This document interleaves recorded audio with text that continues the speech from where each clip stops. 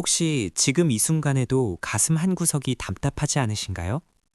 분명 머릿속으로는 아니요, 지금은 곤란해요 라고 수백 번 연습했는데 막상 상대방의 얼굴을 마주하는 순간 나도 모르게 튀어나온 그 한마디. 아, 네, 제가 할게요. 그 대답을 뱉고 돌아오는 길, 여러분은 스스로에게 화가 납니다. 나는 왜 이렇게 바보 같을까? 남들은 다 잘만 거절하는데 왜 나만 이럴까? 하지만 오늘 생각을 쓰는 구름씨는 여러분께 조금 다른 이야기를 해드리려 합니다.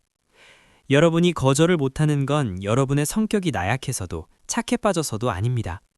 사실은 여러분의 뇌가 지금 비명을 지르고 있기 때문입니다.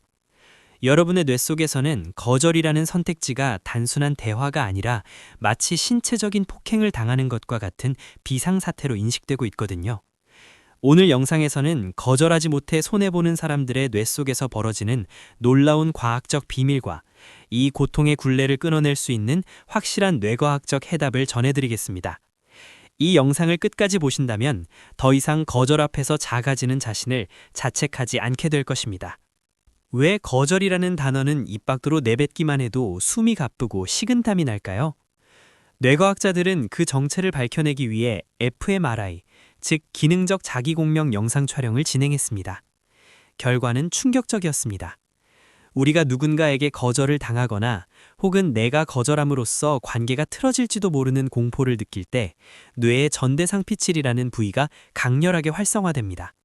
놀라운 점은 이 부위가 우리가 뜨거운 물에 대거나 날카로운 것에 베었을 때 아프다는 신호를 처리하는 곳과 정확히 일치한다는 것입니다. 즉, 우리 뇌는 사회적인 배제나 갈등의 가능성을 물리적 고통과 동일하게 취급합니다. 거절을 못하는 사람들에게 거절이란 단순히 말을 거절하는 것이 아니라 자신의 팔 하나가 부러지는 고통을 감수하는 일과 같습니다.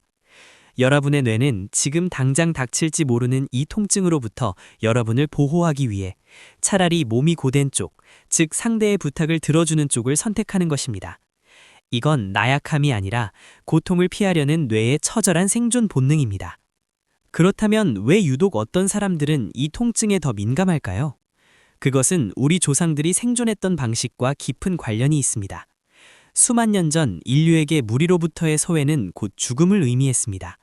혼자서는 사나운 맹수를 막을 수도 사냥을 할 수도 없었으니까요.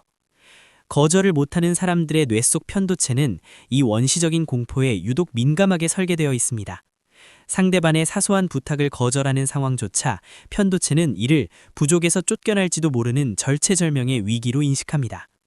이때 우리 뇌는 투쟁, 도피 모드에 돌입합니다. 심장 박동이 빨라지고 전두엽의 이성적인 판단 기능은 일시적으로 셧다운됩니다. 지금 거절해도 내 삶에 큰 지장이 없다라는 논리적인 생각은 마비되고 오직 이 사람을 만족시켜서 위험 요소를 제거해야 한다라는 생존 본능만 남게 됩니다. 결국 여러분의 뇌는 자발적인 동의가 아니라 공포에 질린 뇌가 내린 항복 선언인 셈입니다. 또 하나의 원인은 여러분의 뛰어난 공감 능력에 있습니다. 거절을 힘들어하는 사람들은 뇌의 거울 신경계가 매우 활발합니다. 상대방이 부탁을 할 때 그 사람의 곤란함과 간절함이 마치 내 것처럼 실시간으로 전달되죠. 내가 거절하면 저 사람이 얼마나 당황할까? 저 사람이 나를 나쁜 사람으로 생각하면 어떡하지? 뇌는 상대의 부정적인 감정을 4K 화질처럼 선명하게 예측합니다. 반면 내가 거절하지 못해 겪게 될 피로와 스트레스는 저화질 영상처럼 희미하게 처리해버립니다. 여기에 도파민 시스템까지 가세합니다. 어린 시절부터 착하다는 말을 보상으로 받아온 뇌는 타인의 기대에 부응했을 때 짧은 쾌감을 느낍니다. 비록 내 삶이 무너지고 있어도 순간적인 고마워, 역시 너뿐이야 라는 말 한마디에 뇌는 중독되어 버립니다. 타인의 항복을 나의 에너지와 맞바꾸는 위험한 거래를 반복하게 되는 것이죠. 그렇다면 평생 이렇게 손해만 보고 살아야 할까요? 절대 아닙니다. 우리 뇌에는 신경 가소성이라는 놀라운 능력이 있습니다. 거절의 근육도 훈련하면 반드시 강해집니다. 생각을 쓰는 구름씨가 제안하는 뇌과학 기반 거절 훈련법 3가지만 실천해보세요. 첫째, 시간적 완충지대를 만드세요. 부탁을 받는 즉시 대답하는 습관을 버려야 합니다. 편도체가 공포 신호를 보내는 시간은 생각보다 짧습니다. 잠시 스케줄 좀 확인해보고 10분 뒤에 말씀드려도 될까요? 라고 말하세요.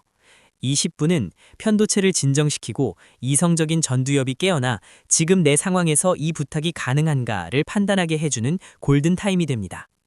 둘째, 거절의 대상을 명확히 분리하는 연습입니다. 뇌는 요청에 대한 거절을 존재에 대한 거부로 착각합니다. 거절할 때는 반드시 나는 당신을 돕고 싶지만 지금 내 상황이 허락하지 않는다 라는 구절을 사용하세요.